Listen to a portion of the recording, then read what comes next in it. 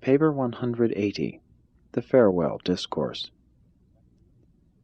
After singing the psalm at the conclusion of the Last Supper, the apostles thought that Jesus intended to return immediately to the camp, but he indicated that they should sit down. Said the Master, "You well remember when I sent you forth without purse or wallet, and even advised that you take with you no extra clothes. And you will all recall that you lacked nothing. But now have you come upon troublous times.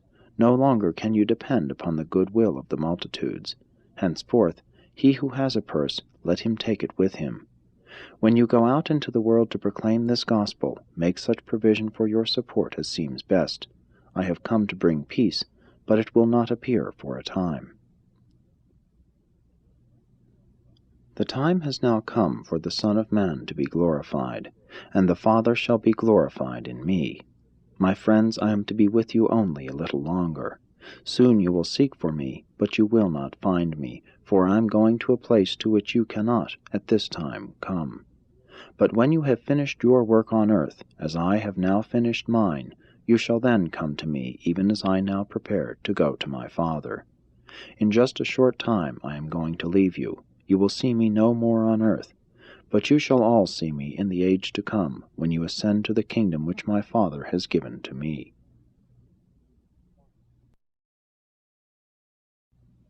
(1) The New Commandment. After a few moments of informal conversation, Jesus stood up and said, "When I enacted for you a parable indicating how you should be willing to serve one another, I said that I desired to give you a new commandment, and I would do this now as I am about to leave you. You well know the commandment which directs that you love one another, that you love your neighbor even as yourself. But I am not wholly satisfied with even that sincere devotion on the part of my children. I would have you perform still greater acts of love in the kingdom of the believing brotherhood. And so I give you this new commandment, that you love one another even as I have loved you. And by this will all men know that you are my disciples, if you thus love one another."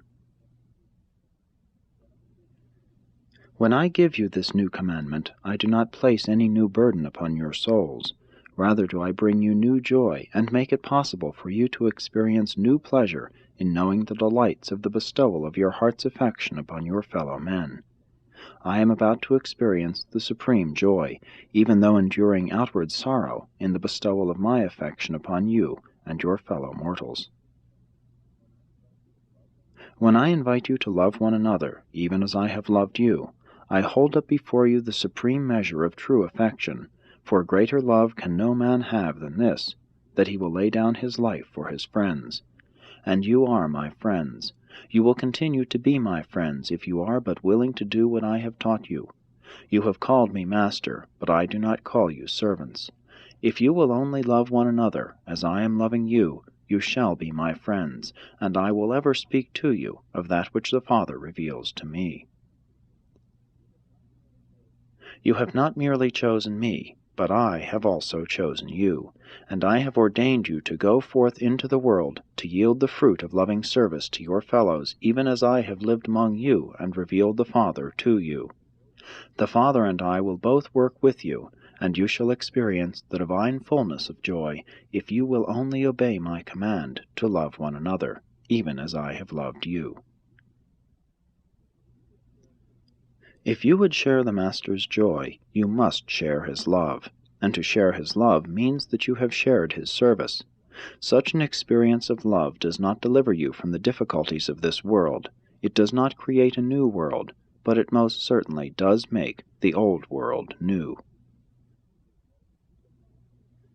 Keep in mind, it is loyalty, not sacrifice, that Jesus demands. The consciousness of sacrifice implies the absence of that wholehearted affection which would have made such a loving service a supreme joy.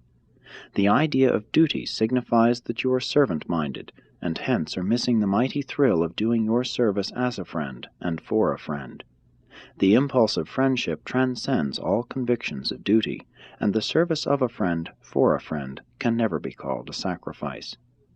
The Master has taught the apostles that they are the sons of God. He has called them brethren, and now, before he leaves, he calls them his friends.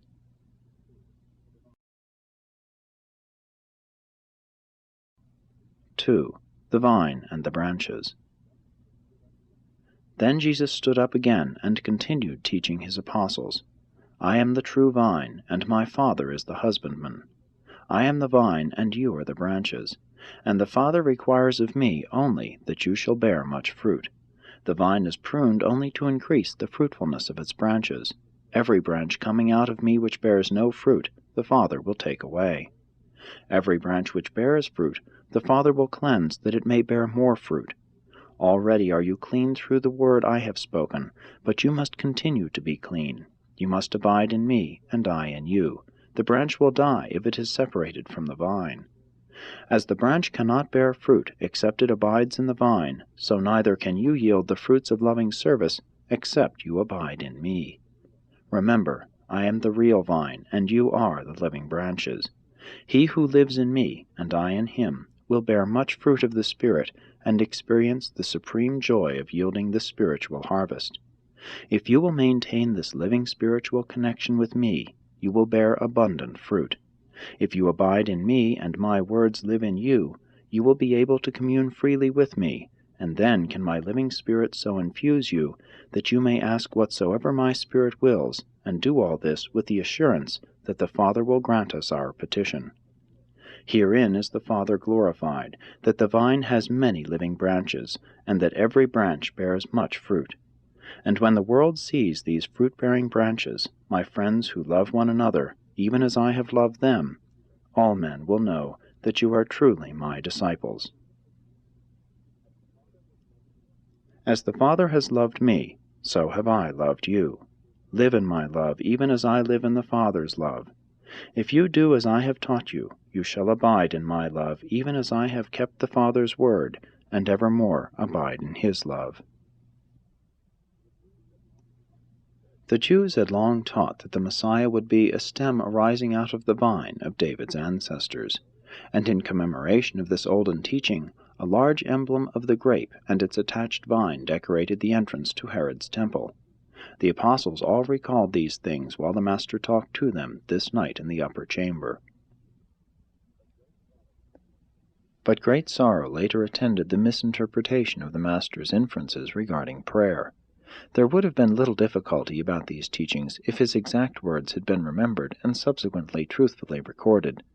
But as the record was made, believers eventually regarded prayer in Jesus' name as a sort of supreme magic, thinking that they would receive from the Father anything they asked for.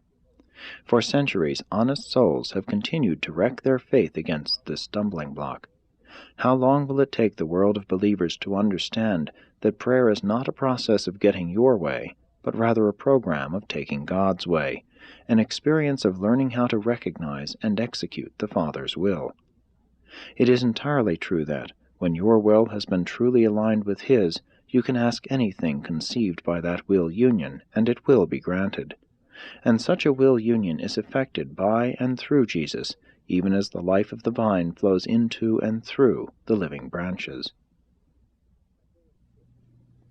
When there exists this living connection between divinity and humanity, if humanity should thoughtlessly and ignorantly pray for selfish ease and vainglorious accomplishments, there could be only one divine answer, more and increased bearing of the fruits of the Spirit on the stems of the living branches. When the branch of the vine is alive, there can be only one answer to all its petitions, increased grape-bearing. In fact, the branch exists only for and can do nothing except fruit-bearing, yielding grapes. So does the true believer exist only for the purpose of bearing the fruits of the Spirit, to love man as he himself has been loved by God, that we should love one another, even as Jesus has loved us. And when the Father's hand of discipline is laid upon the vine, it is done in love, in order that the branches may bear much fruit, and a wise husbandman cuts away only the dead and fruitless branches. Jesus had great difficulty in leading even his apostles to recognize that prayer is a function of Spirit-born believers in the Spirit-dominated kingdom. 3. Enmity of the world.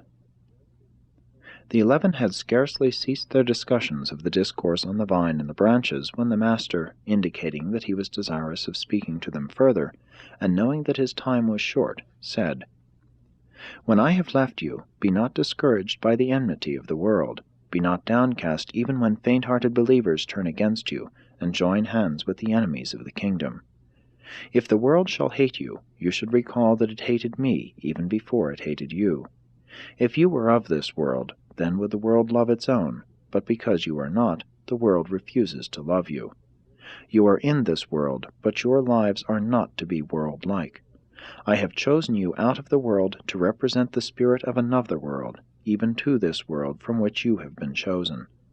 But always remember the words I have spoken to you. The servant is not greater than his master. If they dare to persecute me, they will also persecute you. If my words offend the unbelievers, so also will your words offend the ungodly. And all of this will they do to you, because they believe not in me, nor in him who sent me. So will you suffer many things for the sake of my gospel.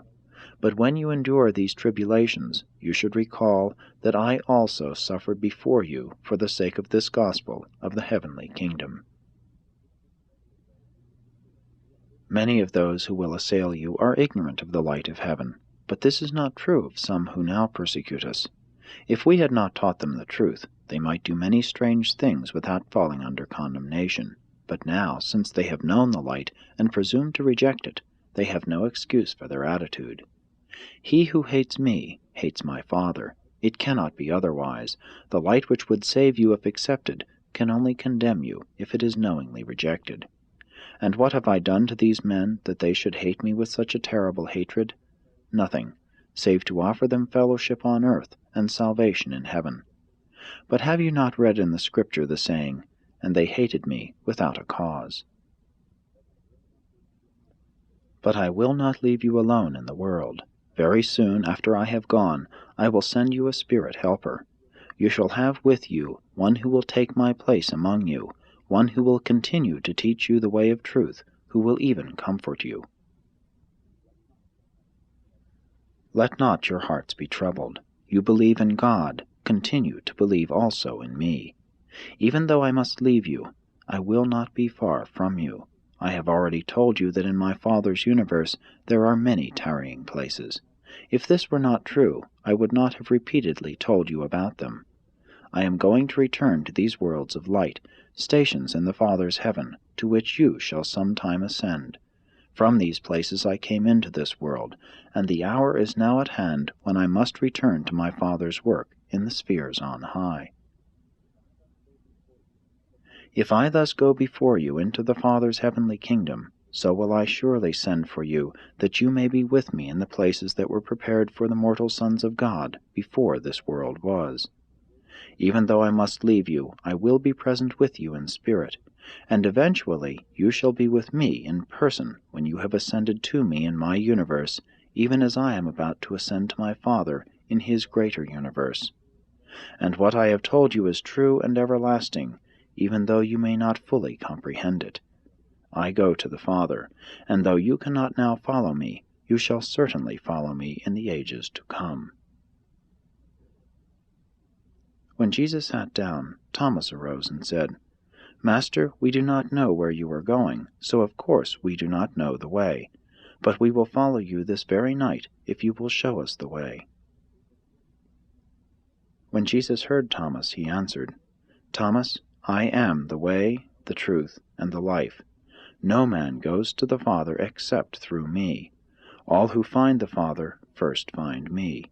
If you know me, you know the way to the Father.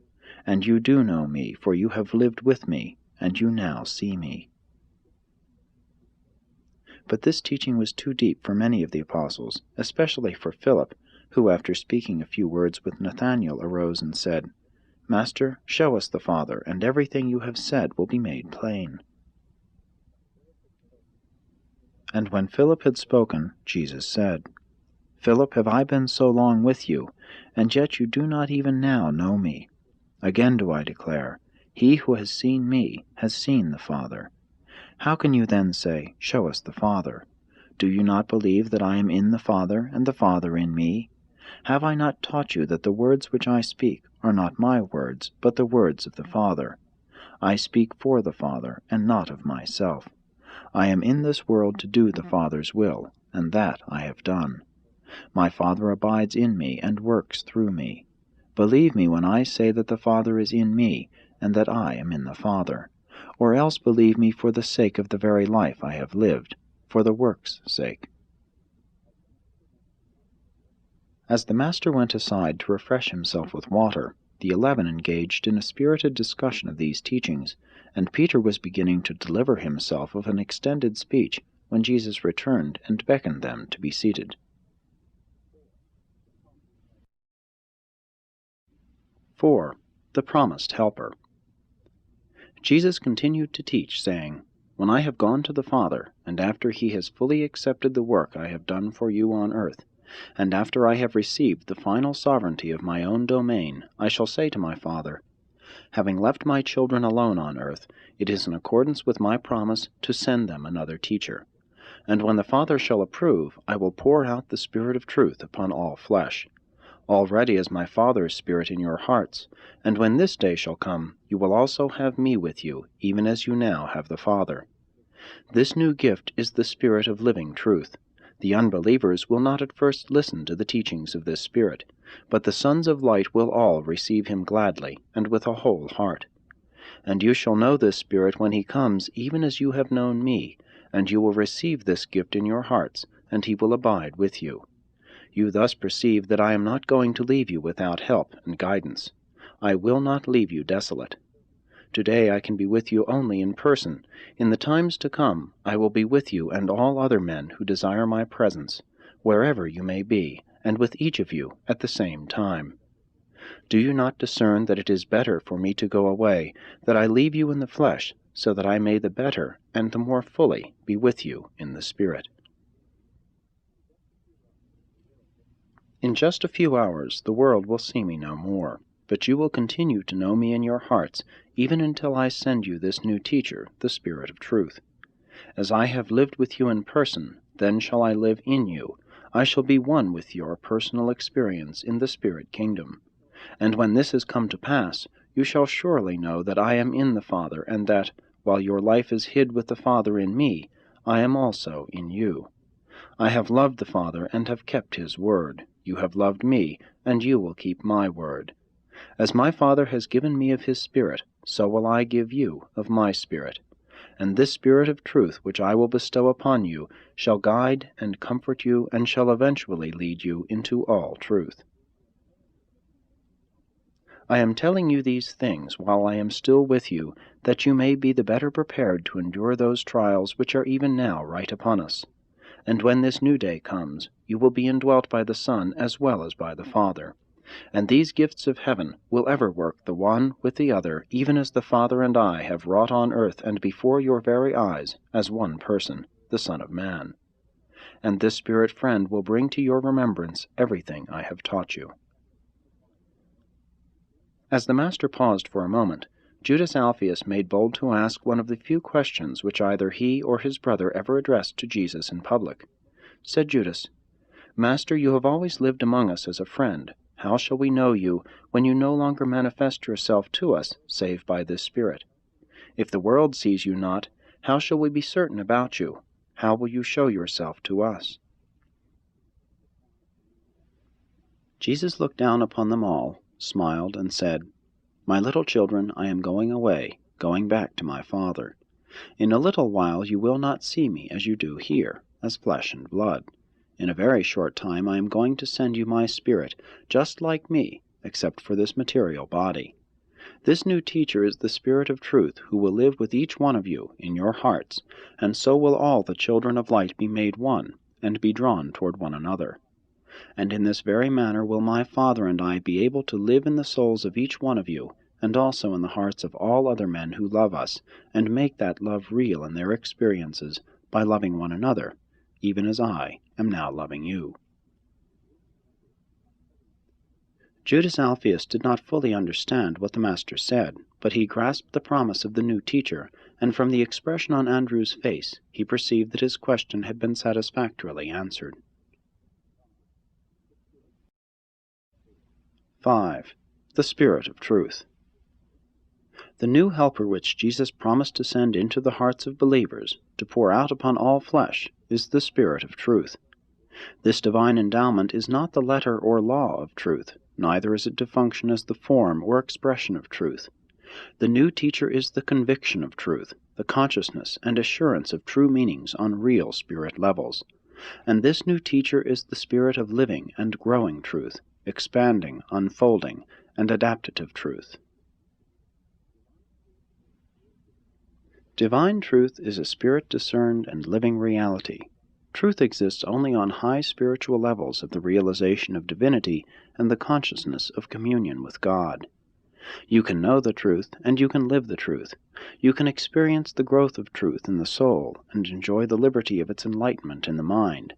But you cannot imprison truth in formulas, codes, creeds, or intellectual patterns of human conduct. When you undertake the human formulation of divine truth, it speedily dies. The post-mortem salvage of imprisoned truth, even at best, can eventuate only in the realization of a peculiar form of intellectualized, glorified wisdom. Static truth is dead truth, and only dead truth can be held as a theory. Living truth is dynamic and can enjoy only an experiential existence in the human mind. Intelligence grows out of a material existence which is illuminated by the presence of the cosmic mind. Wisdom comprises the consciousness of knowledge elevated to new levels of meaning and activated by the presence of the universe endowment of the adjutant of wisdom. Truth is a spiritual reality value experienced only by spirit-endowed beings who function upon supermaterial levels of universe consciousness, and who, after the realization of truth, permit its spirit of activation to live and reign within their souls. The true child of universe insight looks for the living spirit of truth in every wise saying. The God-knowing individual is constantly elevating wisdom to the living truth levels of divine attainment. The spiritually unprogressive soul is all the while dragging the living truth down to the dead levels of wisdom and to the domain of mere exalted knowledge.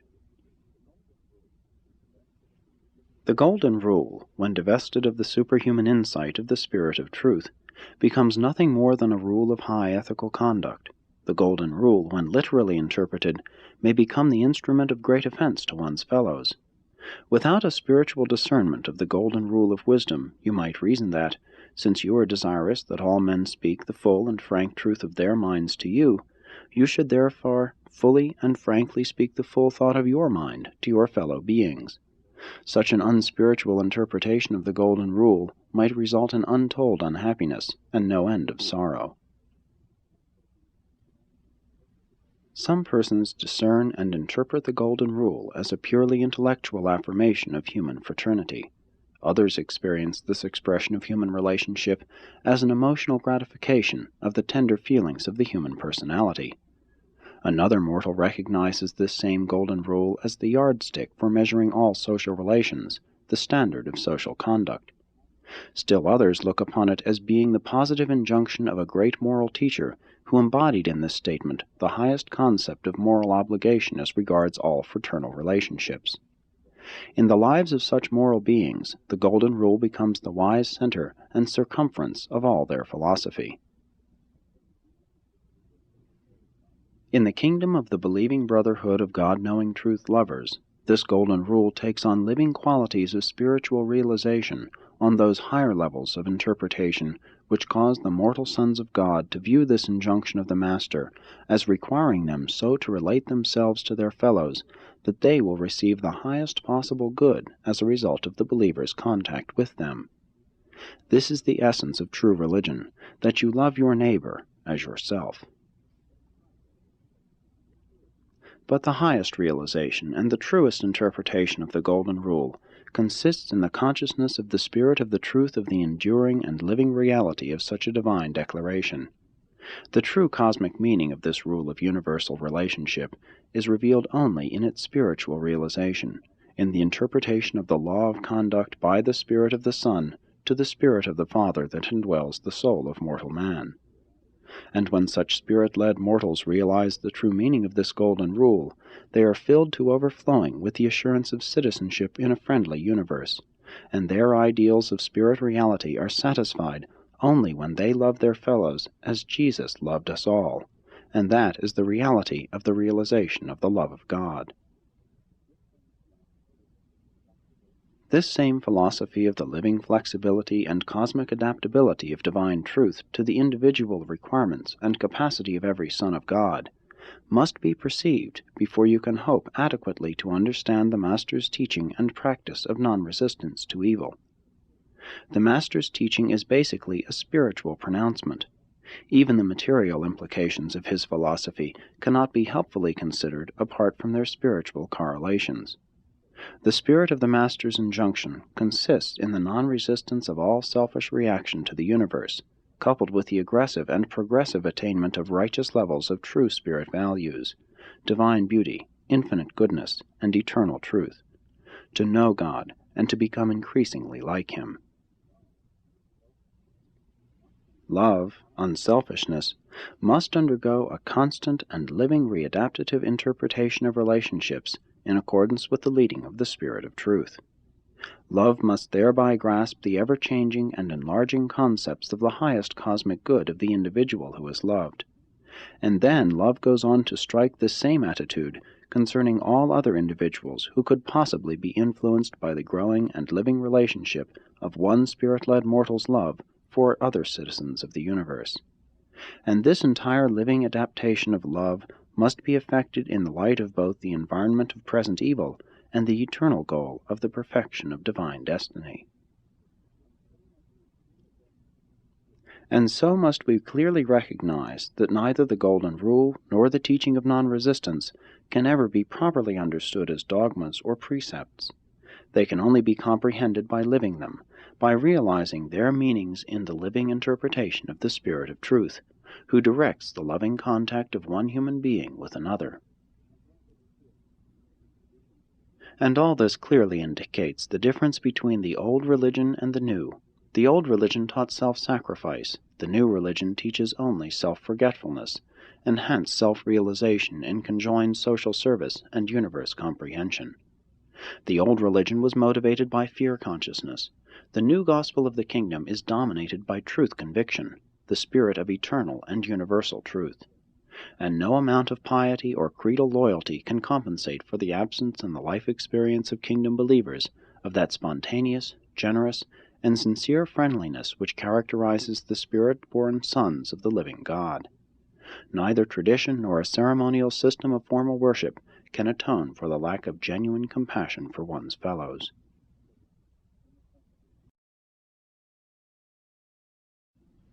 (6) The necessity for leaving. After Peter, James, John, and Matthew had asked the Master numerous questions, he continued his farewell discourse by saying, "And I am telling you about all this before I leave you, in order that you may be so prepared for what is coming upon you that you will not stumble into serious error. The authorities will not be content with merely putting you out of the synagogues. I warn you, the hour draws near when they who kill you will think they are doing a service to God. And all of these things they will do to you and to those whom you lead into the kingdom of heaven, because they do not know the Father. They have refused to know the Father by refusing to receive me, and they refuse to receive me when they reject you, provided you have kept my new commandment that you love one another, even as I have loved you. I am telling you in advance about these things, so that, when your hour comes, as mine now has, you may be strengthened in the knowledge that all was known to me, and that my Spirit shall be with you in all your sufferings, for my sake and the Gospel's. It was for this purpose that I have been talking so plainly to you from the very beginning. I have even warned you that a man's foes may be those of his own household. Although this gospel of the kingdom never fails to bring great peace to the soul of the individual believer, it will not bring peace on earth until man is willing to believe my teaching wholeheartedly and to establish the practice of doing the Father's will as the chief purpose in living the mortal life. Now that I am leaving you, seeing that the hour has come when I am about to go to the Father, I am surprised that none of you have asked me, 'Why do you leave us?' Nevertheless, I know that you ask such questions in your hearts. I will speak to you plainly, as one friend to another. It is really profitable for you that I go away. If I go not away, the new teacher cannot come into your hearts. I must be divested of this mortal body and be restored to my place on high before I can send the Spirit Teacher to live in your souls and lead your spirits into the truth. And when my Spirit comes to indwell you, he will illuminate the difference between sin and righteousness, and will enable you to judge wisely in your hearts concerning them. I have yet much to say to you, but you cannot stand any more just now. Albeit when he, the Spirit of truth, comes, he shall eventually guide you into all truth, as you pass through the many abodes in my Father's universe. The Spirit will not speak of himself, but he will declare to you that which the Father has revealed to the Son, and he will even show you things to come. He will glorify me, even as I have glorified my Father. This Spirit comes forth from me, and he will reveal my truth to you. Everything which the Father has in this domain is now mine. Wherefore did I say that this new teacher would take of that which is mine, and reveal it to you. In just a little while I will leave you for a short time. Afterward, when you see me again, I shall already be on my way to the Father, so that even then you will not see me for long. While he paused for a moment, the apostles began to talk with each other. What is this that he tells us? In just a little while I will leave you, and when you see me again, it will not be for long, for I will be on my way to the Father. What can he mean by this little while, and not for long? We cannot understand what he is telling us. And since Jesus knew they asked these questions, he said, Do you inquire among yourselves about what I meant when I said that in a little while I would not be with you, and that when you would see me again, I would be on my way to the Father? I have plainly told you that the Son of Man must die, but that he will rise again. Can you not then discern the meaning of my words? You will first be made sorrowful, but later on will you rejoice with many who will understand these things after they have come to pass. A woman is indeed sorrowful in the hour of her travail, but when she is once delivered of her child, she immediately forgets her anguish in the joy of the knowledge that a man has been born into the world. And so are you about to sorrow over my departure, but I will soon see you again, and then will your sorrow be turned into rejoicing, and there shall come to you a new revelation of the salvation of God, which no man can ever take away from you. And all the worlds will be blessed in this same revelation of life in effecting the overthrow of death. Hitherto have you made all your requests in my Father's name. After you see me again, you may also ask in my name, and I will hear you. Down here I have taught you in proverbs, and spoken to you in parables. I did so because you were only children in the Spirit. But the time is coming when I will talk to you plainly concerning the Father and his kingdom. And I shall do this because the Father himself loves you, and desires to be more fully revealed to you. Mortal man cannot see the Spirit Father. Therefore have I come into the world to show the Father to your creature eyes. But when you have become perfected in spirit growth, you shall then see the Father himself.